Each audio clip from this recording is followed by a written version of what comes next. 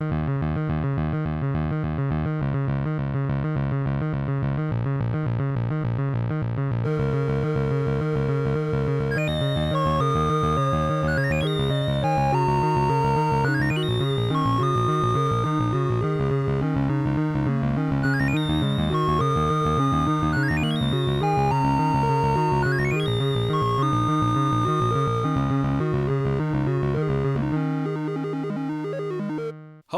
and welcome to the Large and Unnecessary First Player Token Podcast, episode 37.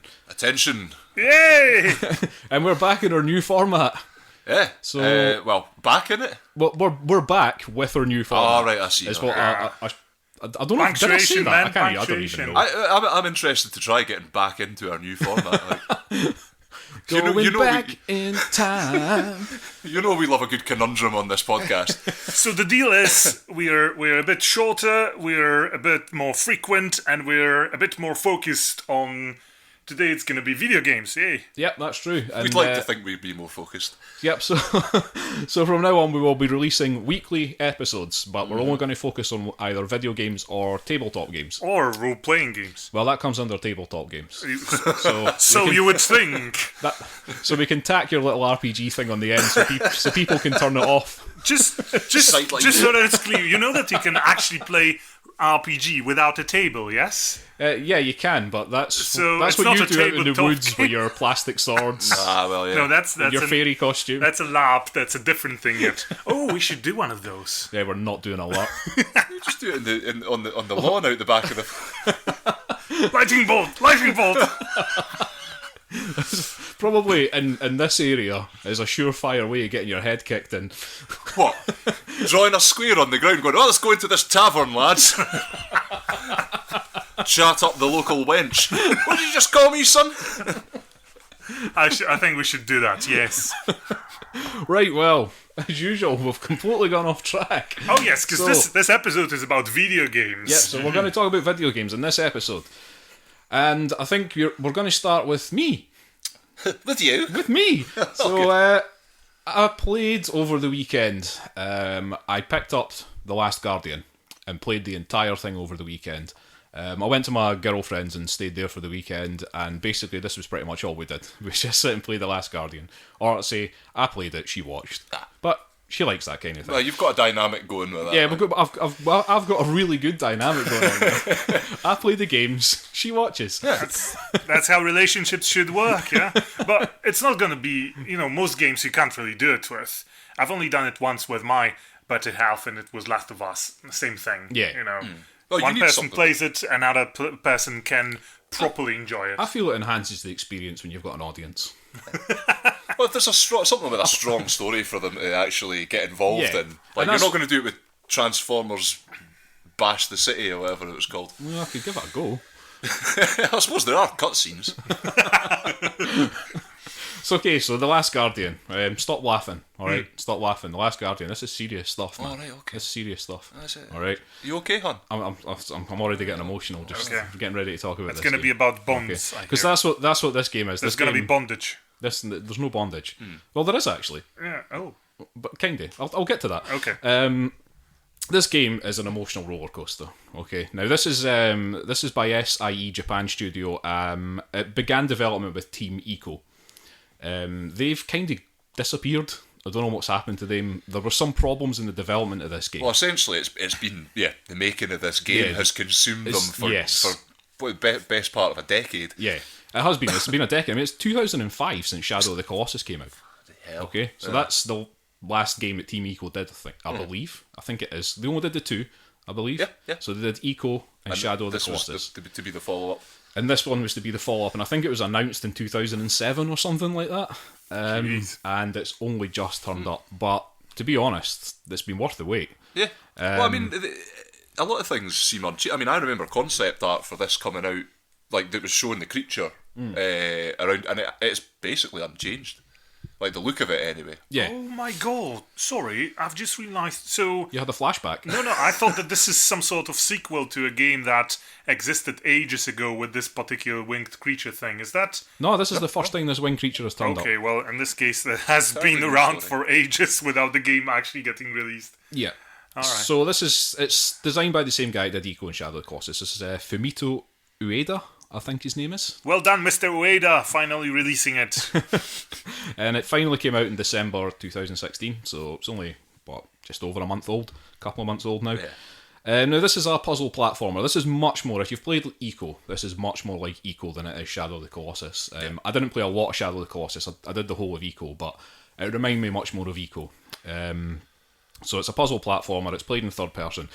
And the game's just about the bond between this boy that you play as and this creature, it's really difficult to describe this creature. It's a massive feathered creature, it's got wings, but it looks like almost every mammal mixed together into one thing. I'm sure that Verity described it quite well. Yeah, my girlfriend described it as dog. a puppy bat dragon. Yeah, there you go. In one word. That works. I mean, I would say that it's much more. I think it's much more rat-like, and the way that it looks, it's got a very long, narrow body. That's sort of like almost tube shape that a I think rat has. it's the face that kind of lends you to the sort of canine thing, Yeah. but it is more puppy than it is dog. Yeah. Like it's got this sort of innocent look to it. But they've also done something weird with its mouth, because its mouth's it's like a dog's mouth, but it's got that sort of weird, almost beak shape to it. Yeah. So they've done how they've created this creature. I mean, who came up with this thing? It's brilliant though. Yeah. I mean, and one of the best things about this creature actually, it's not just like the way it looks; it's the way it moves.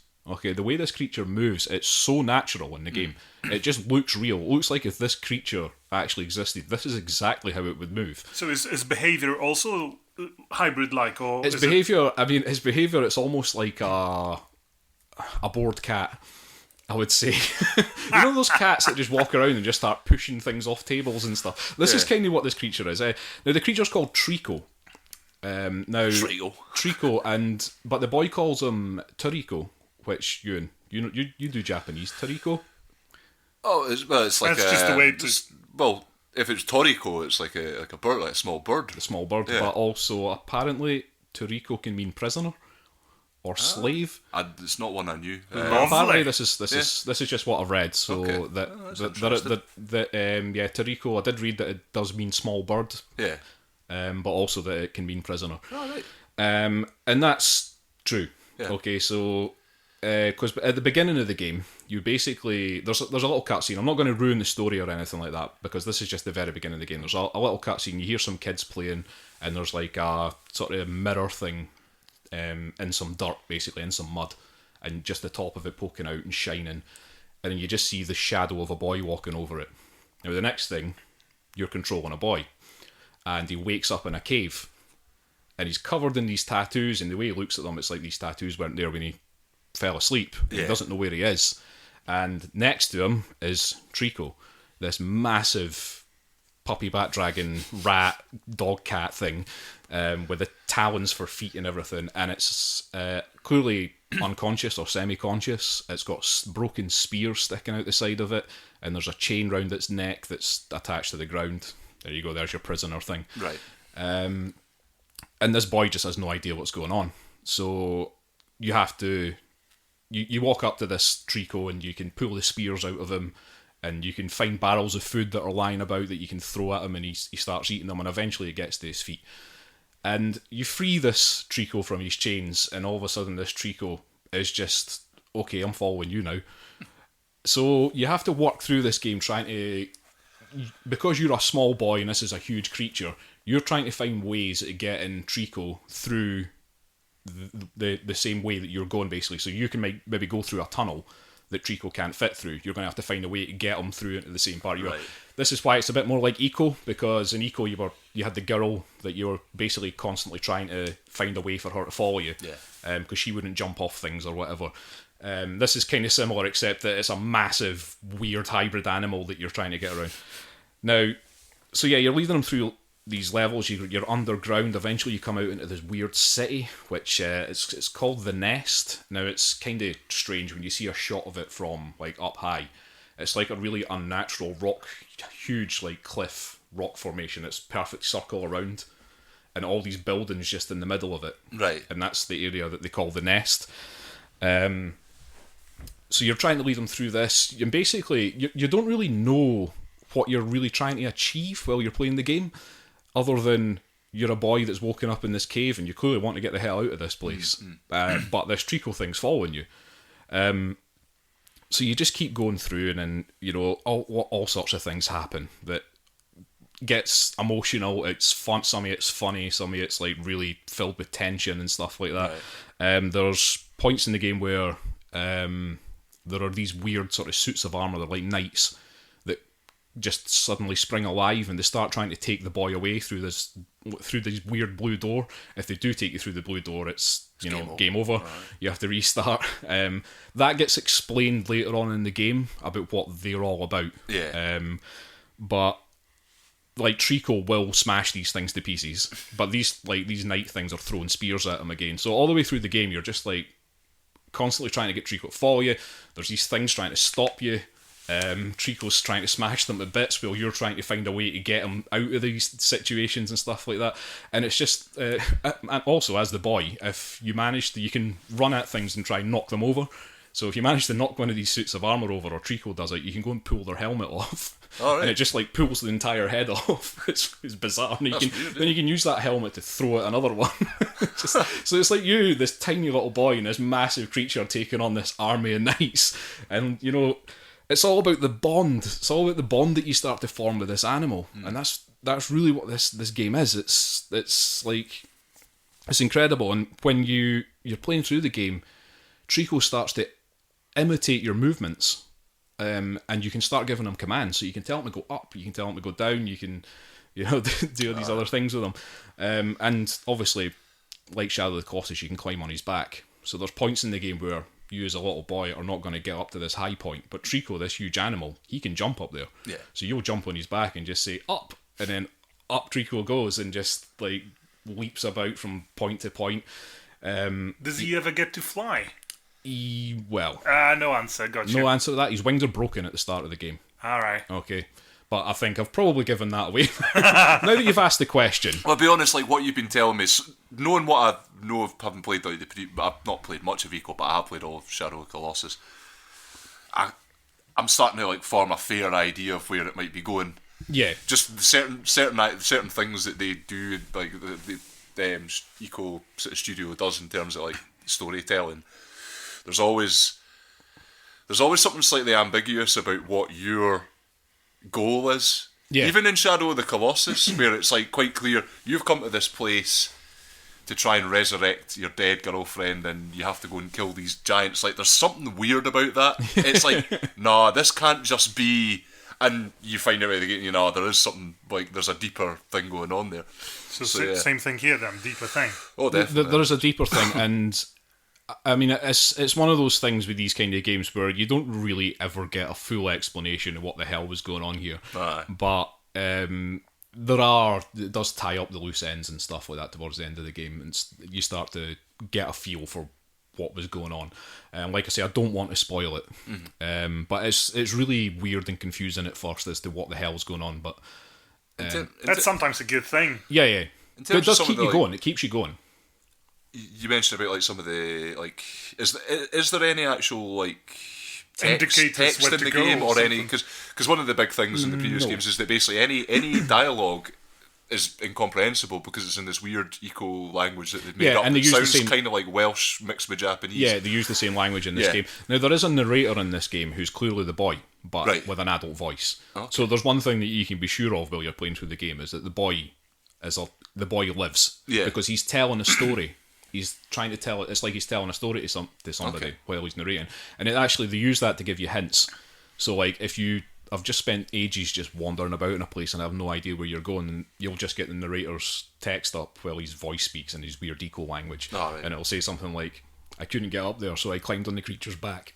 Excuse me. Right. So then that's giving you a clue. All right, get on the creature's back and tell him to go up. So that indicates what to do sometimes. Yeah, but they don't do that too much, so they don't. Yeah. You know, it's they use it in sparingly, basically, so that you're not just being told what to do by the game. Okay. I mean, the whole game is about Treacle. Let's face it. It's not so much about the boy. It's more about this incredible animal and the animal story, because you do meet other Treacle-like creatures in this game, but they're all evil. Like, they're all just trying to kill Treacle. and they're all trying to kill you. So, but then again, the story develops. You find out more about that, Right. and it goes on from there. Sorry, question from the mechanics point of view, because I've not played it, and I've not played Eco. either. But whenever in games like this, whenever you play whatever protagonist with a sidekick, Yes. usually AI is a big question. Is the psychic annoying? Is the psychic doing what you want him to do? Things like this. Okay, so there's been a lot of chat I've seen, especially from other reviewers and stuff, about people complaining about Trico not doing. It seems to be the biggest he criticism I've heard about the game. I've had some issues with it, but most of those issues have been because Trico's tried to turn around or something like that in a confined space, and then something's obviously triggered in the game's logic that's basically said, alright, he's going to go back down all these platforms again. You're being like, oh, for God's sake, Trico, come back. But he has to go all the way down before he comes all the way back up. And it can be a wee bit frustrating, that, but forget about that. That's just, that's a minor thing. Well, that's the thing. I think the main point is if it didn't take you out of the experience, then because I think that's something that's been brought up with pretty much. It's a criticism I think that's been levelled at all the eco games, and every time I hear it, it's like one that just falls on deaf ears with me because I play the games. And I'm just like, well, I see what you're saying, but I played the game, never noticed it. I feel that in this you can almost say that makes it a wee bit more immersive, because this animal's just doing what the hell it likes half the time, Which is even better if you have some sort of psychic in a Resident Evil game or something like this following you around, and you have to save them and you have to make sure they don't die, or they shoot at something else that you would prefer them to shoot. You probably expect them to do different things, whereas an animal you can forgive for you can forgive the animal, exactly logical. Like if you're the kind of person that hates escorting NPCs in games, then just don't play The Last Guardian, basically. Because that's the entirety of the game. I mean, it's kind of strange because, I don't know, Trico almost doesn't feel like an NPC. It's kind of weird. But he's not scripted though, or is he in some moments? He is scripted in some moments, aye. There are certain things he will do at certain points, mainly because that's part of the game.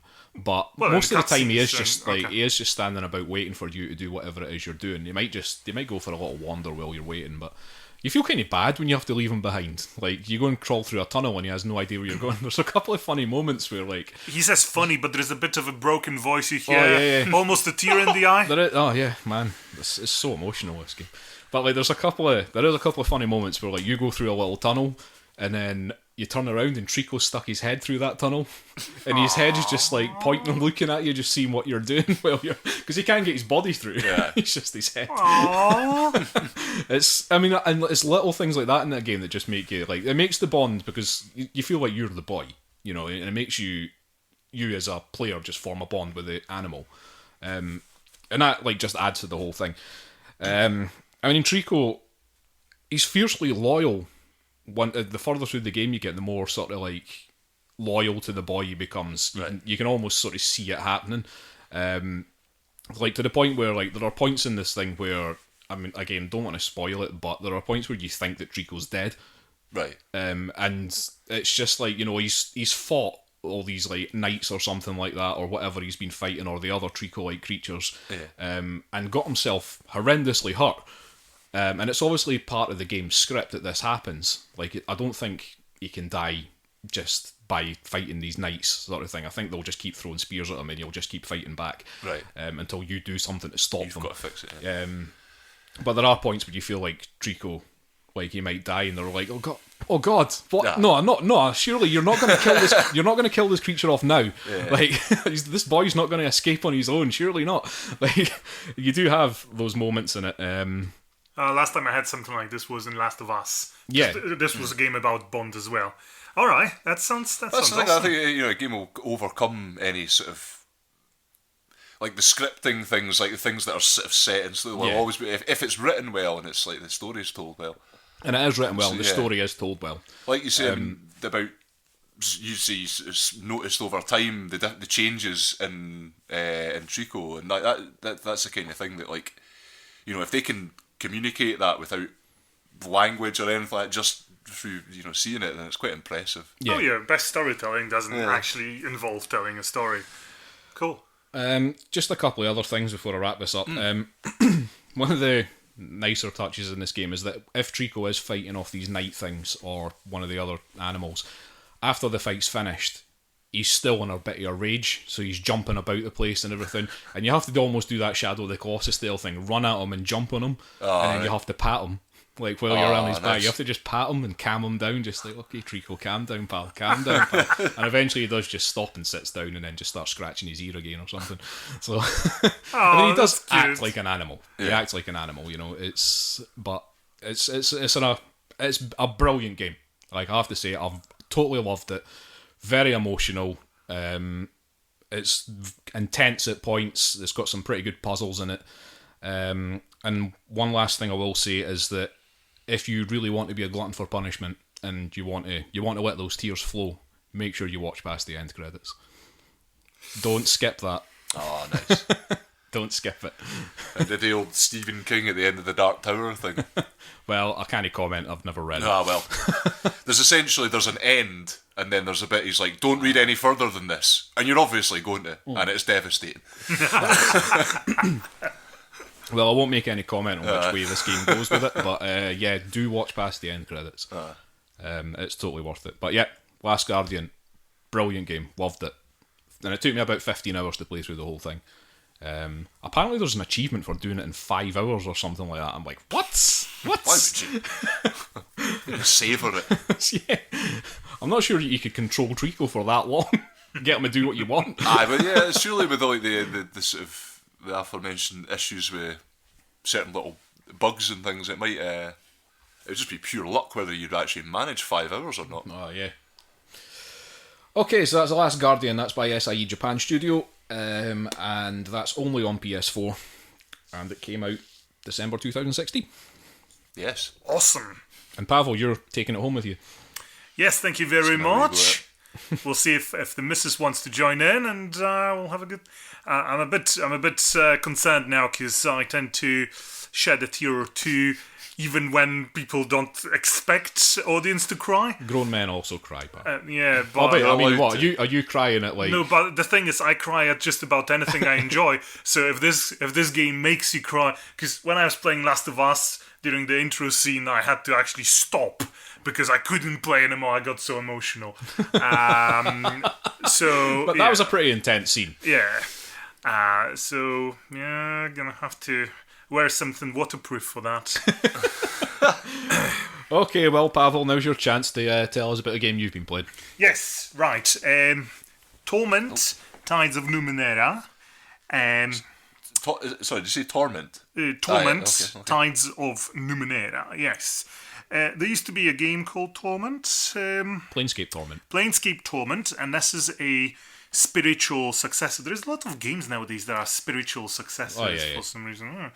Well, a lot of good games companies made like one or two great games and then folded, and everyone that game was amazing and no one wants to make it. So it's, yeah, well, this is probably the case here because Planescape at its time was deemed one of the best RPGs ever on a computer, and it certainly was amazing. Torment, I'm gonna say, is it's just to see similarities between the two, and you can clearly see how the makers of Torment Tides of Numenera were inspired by the original thing on Planescape. So this is by In Exile Entertainment, but more importantly, this is just Monte Cook, who's this game designer, setting designer, very specific sort of imagination this guy has, and a very very peculiar touch he gives to the settings he creates. And Torment Tides of Numenera is really all about it. So if you say the game is similar to the games we've recently talked about, so Pillars of Eternity or Tyranny or Divinity, or even Divinity, yes, which is essentially your isometric RPG thing with, a team of a player character and some NPCs. Fair enough, but Torment is quite different from most of these games, I think. Even though it's made in the same engine as Pillars of Eternity, it just has a completely different feel to it. You tend to expect in games like this a lot of tactical combat, because if you've got a party, if you've got various skills, then you would imagine that a game will be mostly about that. Whereas this game is really just narrative. It's all about the story. It's all about this weird, one-of-a-kind setting, which is very difficult to explain in a short way. So does it tell a story through like stages, like levels? So you play through a bit. I'm gonna say it tells a story in a similar way. So you meet NPCs and you talk with them. You get your quests, everything that you would expect from a game like this.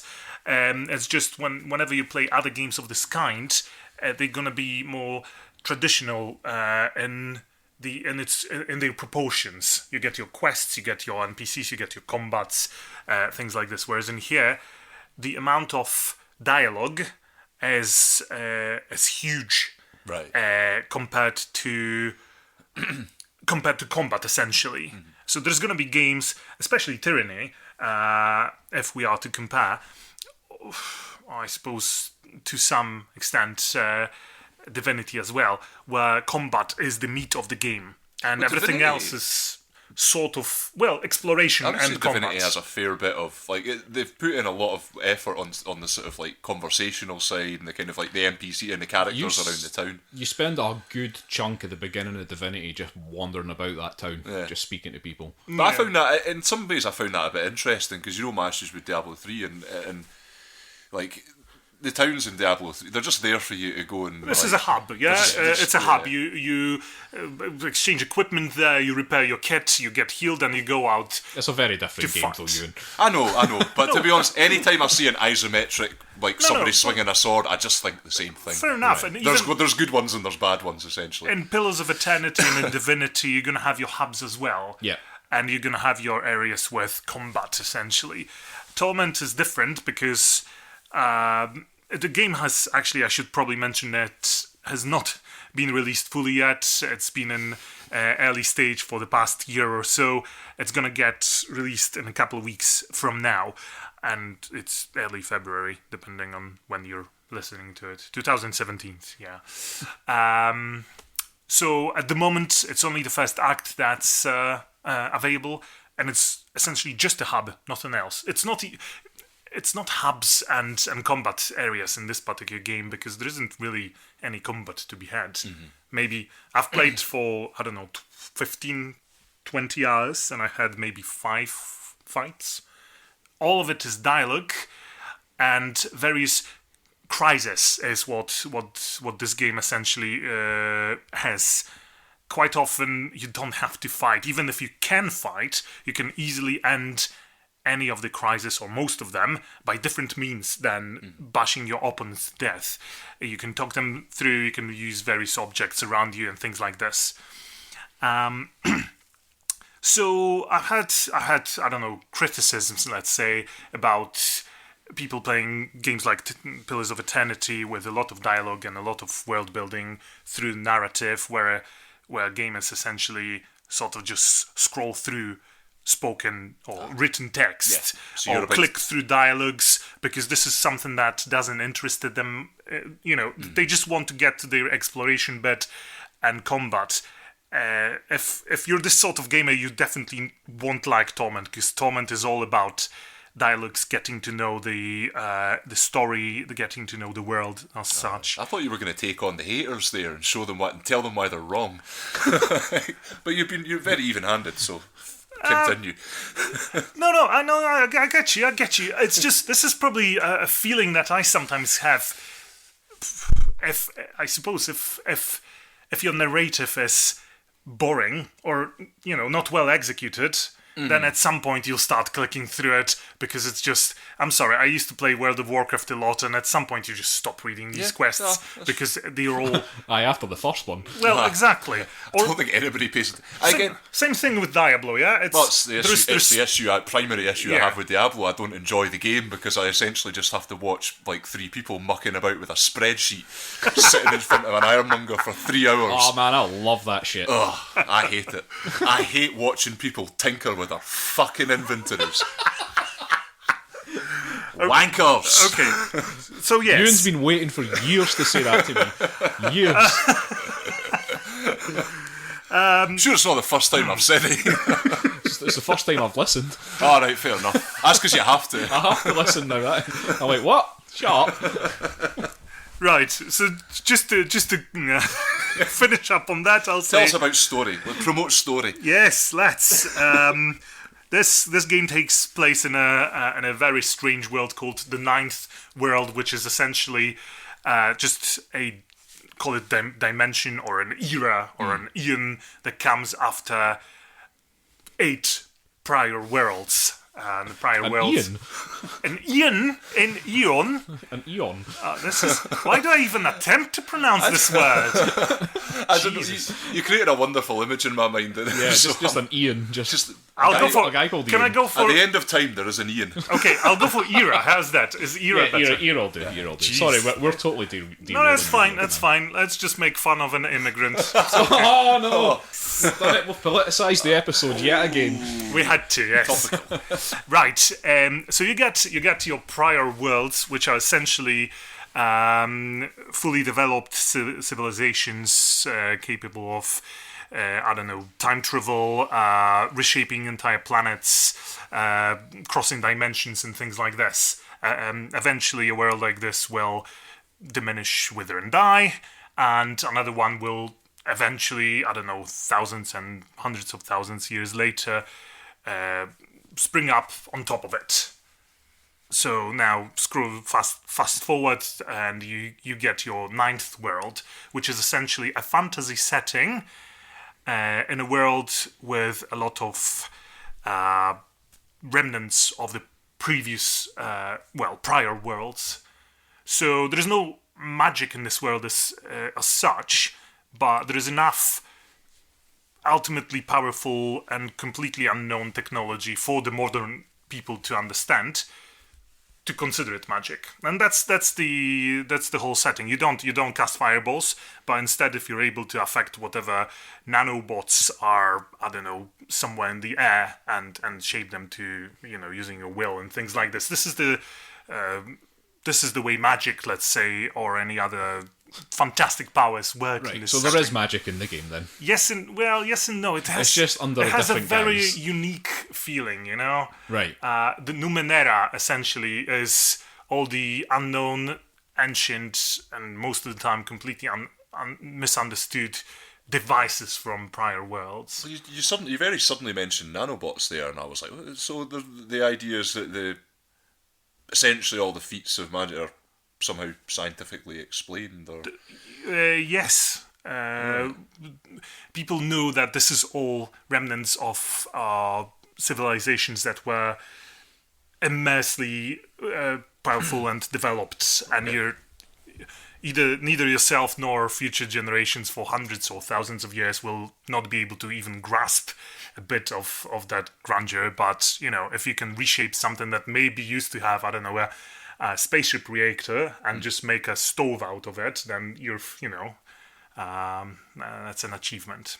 Okay. So yeah, it's a fantasy setting, but it's a very weird fantasy setting, and you play as the last cast-off, and it's a very convoluted story, and it would be difficult to either explain it. You're pretty much a cast-off body of a character called the Changing God, who pretty much just keeps building bodies for himself to jump from body to body and attain.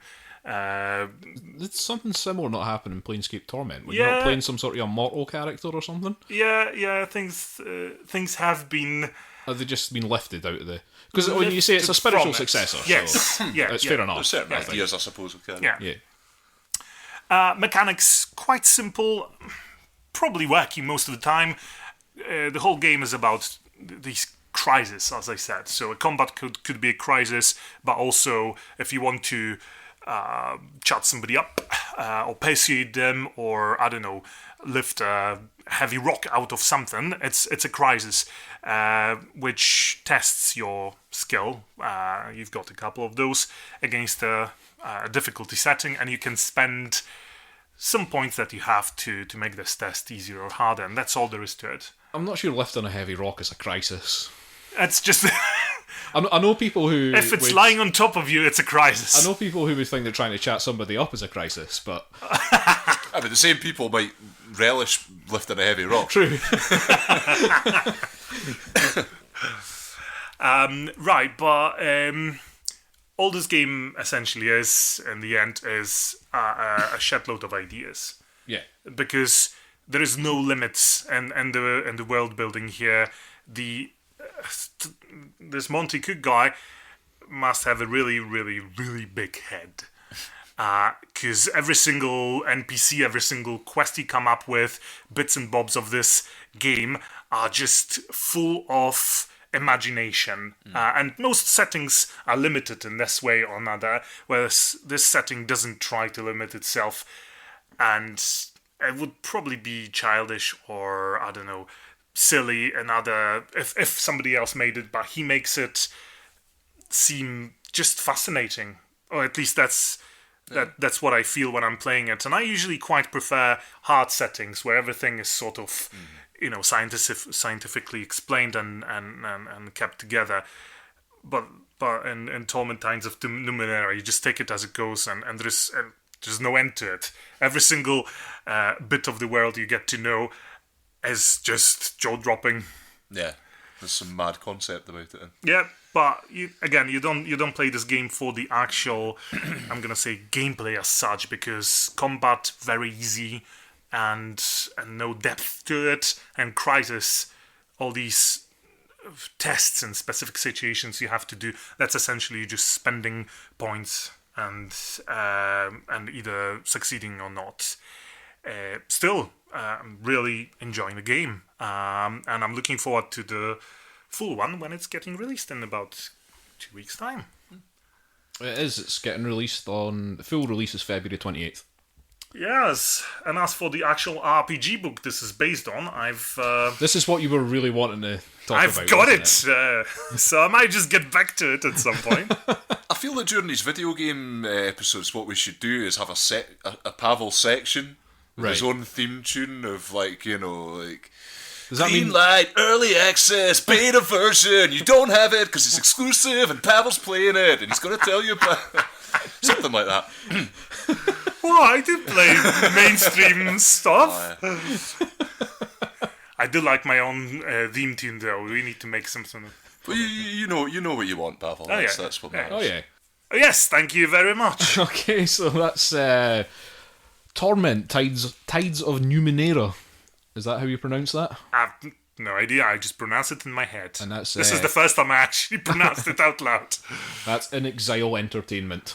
That's coming out on... Or it's already out on, who knows. It's been out for quite some time, but it's coming out. But it's Windows OS X, Linux, Xbox One, PS4. Yeah. And, like I say, full release February 28th. How long's it been in early access?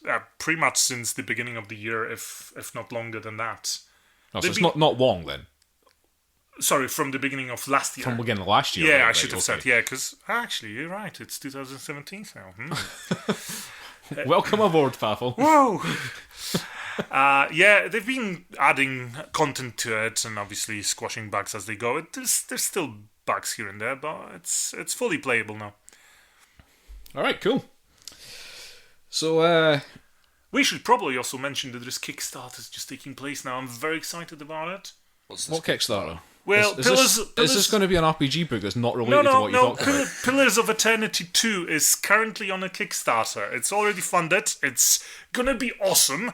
And also the third and last part of Banner Saga is currently on Kickstarter and already funded, and it's gonna be awesome. You've been bursting to get that out, haven't you? I'm like, yes, I'm on Kickstarter. Pawel's actually shaking with joy right now. Just shook the table. If you hear any vibrations, I'm gonna say I'm this part shaking of the episode, more so than Chris when he was talking about Trico. Well, He had a tremor in his voice. speaking about shaking with anxiety, I've been playing Resident Evil Biohazard on the VR.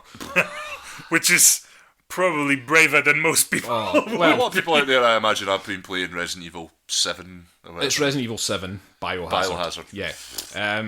But I mean, it's a strange one because this is a departure from what you think of as Resident Evil, because Resident Evil, you think third person, running about, and generally you're shooting a lot of things or whatever. But also especially Evil to isometric. Isometric, aye. But especially the most recent games, they've been a bit gun-festy, haven't they? Yeah. Well, what I was saying about with the 7, because basically they did... The first 3 Resident Evil games are very similar. Yeah. And how they play and everything like that. But they tell us that there's like a progression of the story there. And then they did Resident Evil 4 and they went off and did something completely new. 4 was still quite popular and successful. Yeah. And they basically ran that format into the ground. By the time Resident Evil 6, everybody hated it. Yeah. And now they're like, okay, they've got a new thing. So I want to see whether they will take this first-person, sort of more stripped-back horror format and run it into the ground for a further 3 games until everybody hates it. I think You're this is really cynical in this episode. no. This is the way. I feel I need to bring that voice to the... This is what franchises are about. You have to take something and you have to exploit it until... You move in 3 game cycles where you just, before you come up with, instead of coming up with a new idea at the ripe time when everybody's ready for it, you continue on with the thing that you will probably sell for another game. Everybody will. Have you ever played Dynasty Warriors? I have. Yeah, you have. I have. Yeah. So all of them are essentially the same. Oh, yeah, It's the same game. I'm not More cynical so about than them. FIFA games. I'm entirely about... Yeah, I love Dynasty Warriors. Totally It's the about same game, not and then they killing- license it out to other properties to do the same game with, like the One Piece one and the Gundam one. The thing about that game is that it's about not killing thousands of guys because it's a KO count. It's not a kill count. Oh, well, yes, of course. You're not killing these soldiers. Yeah, It's just knockouts. Yeah, you're precision knocking them out with your old Chinese weapons. In their thousands. So speaking about numbers of kills, my understanding is that this is essentially you not against zombies in a raccoon city, but rather you against a fairly deformed family. Yes, that's basically right. So you're playing a guy called Ethan, whose wife has disappeared. She's been missing for 3 years. He suddenly gets a phone call saying that she's alive, and off he goes. So he goes to, it's in the middle of a swamp in Louisiana or something like that. There's just this old creepy house. So he's not been seeing anybody else in the meantime. Apparently not. I think he's just been waiting for her. He's an old romantic. Good for you, Ethan. Now it's not been really explained why she was there in the first place. There is a sort of video at the beginning of the game, a cutscene where she's sent something to him that's like her being like, "Oh, I think I'm gonna have to stay" or something like that. But she's all happy and she's outside and it's sunny and all that, and then all of a sudden you're dropped into this. Now, let's say 18 people as well. this is a departure from the recent Resident Evil games. It's gone back to that more tension, survival, horror sort of thing. That, like you say, stripped back horror, not just the billions of an enemies. enemy is not a target, but rather a fear factor. You know what, actually? This game is reminding me of Alien Isolation. Really? Alright. Yes. I've heard the comparison. And talked the way about that that. the tension is, because like there's a lot of points in this game where you are just creeping about in this house, and there's always one member of the family that's going after you, and they're lunatics, absolute lunatics. And if you get seen, they will chase you until you manage to find somewhere to hide, because you're a little bit faster than them. But So when you say hide, it means you're not shooting at them. you can shoot them to slow them down, but you can't. You do. There are boss fights kill with them them at where you certain do points. kill them, but when they're chasing you around the house, you're not going to kill them. Like, you can shoot them to slow them down, and that's about it. Is there any explanation as to, are they some sort of zombies? They are weird. It seems that they're weird cannibals that have got. There's some weird experimentation going on here as well. I think part of it as well is probably just the Resident Evil series. Can I just ask, is there Umbrella Corporation in it anywhere? It's not been mentioned. Man, But I mean, I reckon I'm about halfway through the game. Maybe not quite that much. And as far as I understand, there isn't a guy at the beginning that says Resident Evil 7. I can't remember actually. I don't think there is. Maybe not. See, they're just moving away from all that. Exactly. Anyway, so this family, they're just there's 4 of them. And one of them's just a creepy old grandma who's just constantly in a rocking chair, but she never seems to move. Like, she doesn't move herself, but she's always in different parts of the house. It's just and she just looks at you. And she looks at you. Yeah. But she doesn't chase you then. And then there's a father and a mother and a son, and they're basically immortal.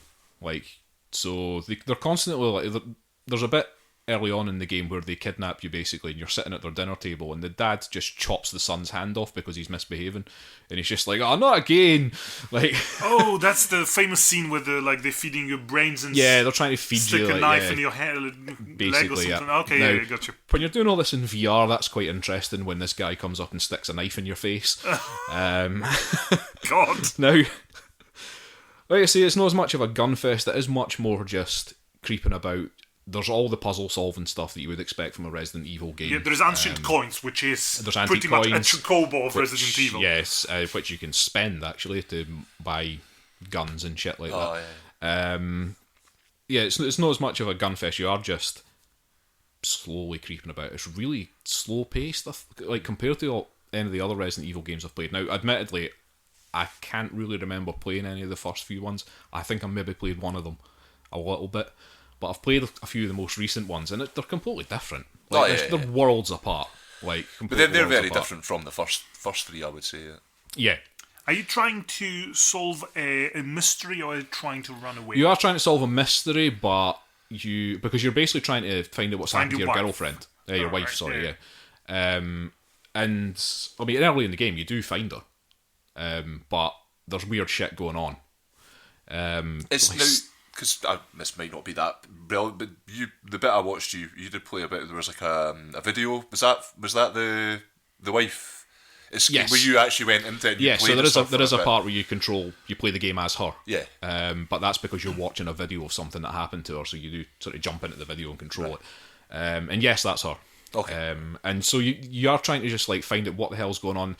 There's a weird there's phones dotted about the house, and sometimes when you're near them, they'll ring.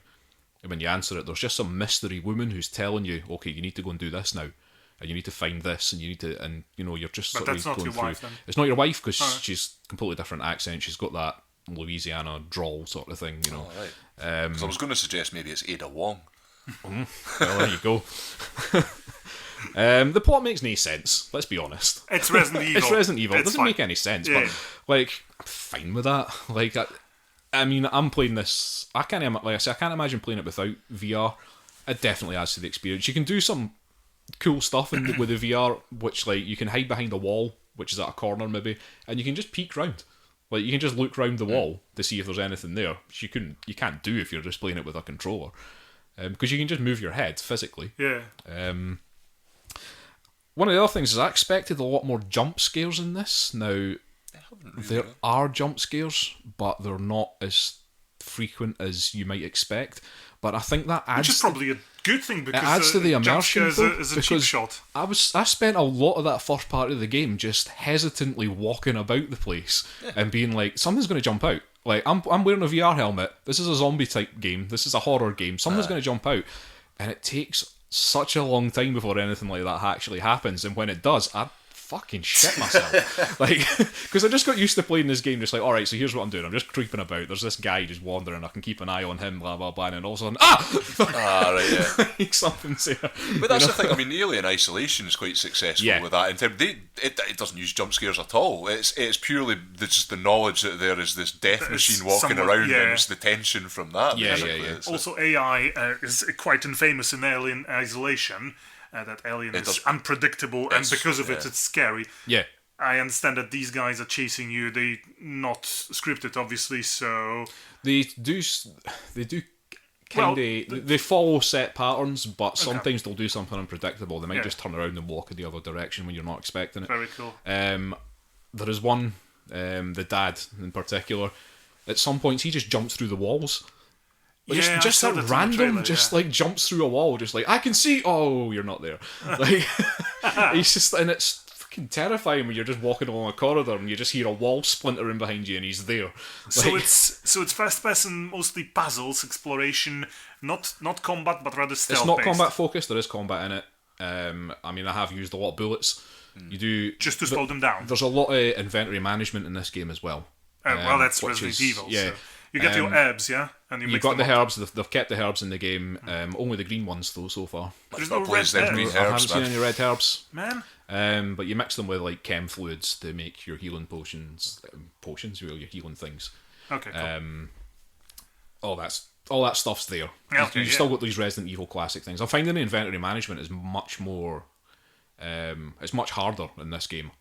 It seems you've got much less space from what I remember from other Resident Evil games. But there is crates you can store it in, yeah? There is crates, but they're at the save points which are dotted about the game. So there has been a couple of annoying times where like I've had to pick up a quest item and I've got so much stuff in my inventory I couldn't pick it up and I couldn't afford to throw the other stuff away because it's like, well, I can't throw that herb away because healing stuff is few and far between in this game, and I can't throw that gunpowder away because I've not got many bullets and blah blah blah. So you've got these annoying bits where I've basically had to run back across a level avoiding the lunatics just to go and stick some stuff in a box just to run back again. But I suppose that's just probably me being bad at the game. One of the bigger, I'm gonna say, ways to pace the game in the earlier Resident Evils were the doors, where essentially almost every door was a load time. I understand that this game takes quite a long time to load up, but when it does, there's no loading times during the actual The gameplay. loading time when you load the game is ridiculously long. It's one of the longest loading times I've seen in a PS4 game so far. Yeah. But yeah, the whole thing is there. Cool. So you open a door and the door's just open. You can walk through. I imagine it's worth it rather than playing that's good in VR as well because you can. But the first time when you push a door, you just push it slightly, so you can then poke your head round and have a look to see if there's anything in there before you open it fully. But yeah, I mean, I'm quite enjoying it. I mean, if this is how like PSVR games are going to be. Because we've not really seen a sort of big title like that for PSVR This yet. is probably one of the first ones. And I'm quite happy with it. Like I'm happy to be playing that in VR. And like I say, I can't imagine playing it without it now. The graphics, people have complained about the resolution and stuff like that. I'm not what kind of person that complains about that kind of thing. And if the gameplay's there, there's certain, especially with VR. There's a lot VR, it gets away with, basically. It does. It's getting away with it. Yeah. But I'm not going to complain about that. It's no great.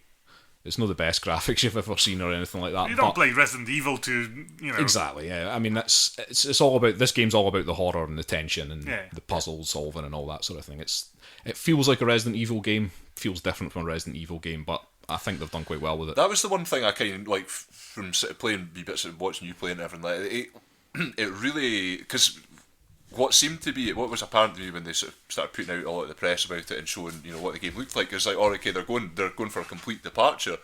Yeah. But there's so many of the classic Resident Evil elements in there that it actually feels. It feels more like, and you were like, is this the house from Resident Evil 1 or something like that? Yeah. It feels like that game. Aye. In a way. Somebody said to me that they thought it was the house from the first Resident Evil, but I mean, somebody else told me it can't be because it's in a completely different place. But it does look like it. Because there's one, I think you'd mentioned it and you went into a room and I was like, that kind of looks like, I think there was a wee bit that looks like the lobby from the main house, but it's, if you look at the map, it's in a different area. It's all it's definitely altered, but obviously they maybe they'll take elements from it. But in terms of like, even just like the pacing of the gameplay, it's like those original games. You weren't constantly shooting at stuff. It was a survival game. Yeah. You're low on ammo a lot of the time, which is probably something why they've made the inventory thing a bit more difficult. Whereas 4, 5, and 6, you needed to carry tons of guns basically. Yeah. One thing I'll say about actually the enemies in this game is that once they're dead, they stay dead. Nothing respawns in this game. Unlike in the original Resident Evils, I believe, when you could go through a room and then go back through it and the guys would be back again. There were certain ones, I think, that depended on it. So there are 3 immortal enemies, but there are boss fights where you can actually kill them. Which means you're down to 2 then, yes? Or are there any other enemies than the family? There are other enemies. There are they're not, I don't know if I would call them zombies, but they're like horrendous, They're quite grisly. humanoid-esque creatures covered in black shit. That doesn't sound nice. Yeah, it's almost like a tar-like substance. It's just like they'll just come out with these. There's pods in the ceilings and stuff that they'll maybe just drop out of. But like I say, once they're dead, they're dead. Okay. Because that was the bit I saw you playing through. It's like, all right, so they have stuck enemies into this. It isn't all just like, and I was, and initially you might think, well, if they were going for this one style of survival horror thing, that seemed like a bit of a cop out. But actually, it seemed to break up the game quite nicely. But has it? Like, does it fit in story wise, or is it something to the Resident Evil thing? Well, the whole the fact that there are these zombie things you can kill. So far, no. Right.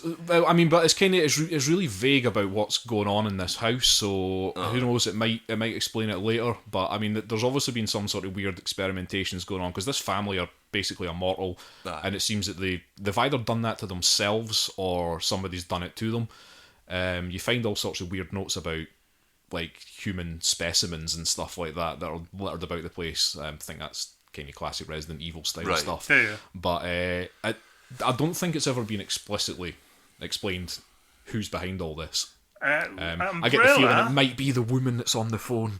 It has to be Umbrella. I mean, Could this also is be Resident Umbrella, Evil. yeah. Could be Umbrella. Yeah.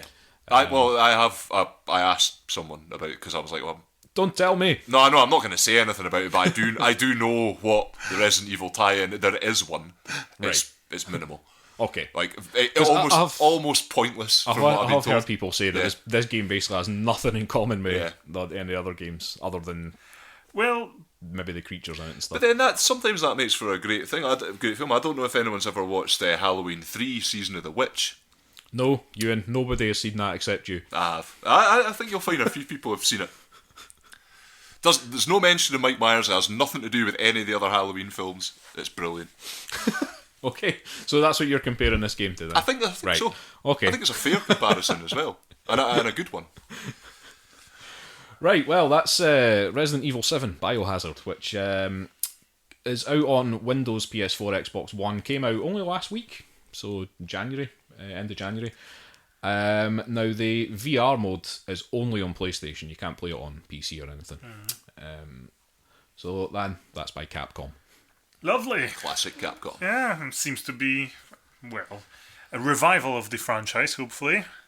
Yeah, I mean, like I say, I'm quite enjoying it. I mean, I haven't played a lot of the other Resident Evil games. Step in a better direction, yeah. I think I played through 4 and 5 with a friend, but I think that was the only reason I played it was because he wanted to play it, and I played through the whole thing with him. Definitely 5. Yeah. But the early games, I don't really remember playing those.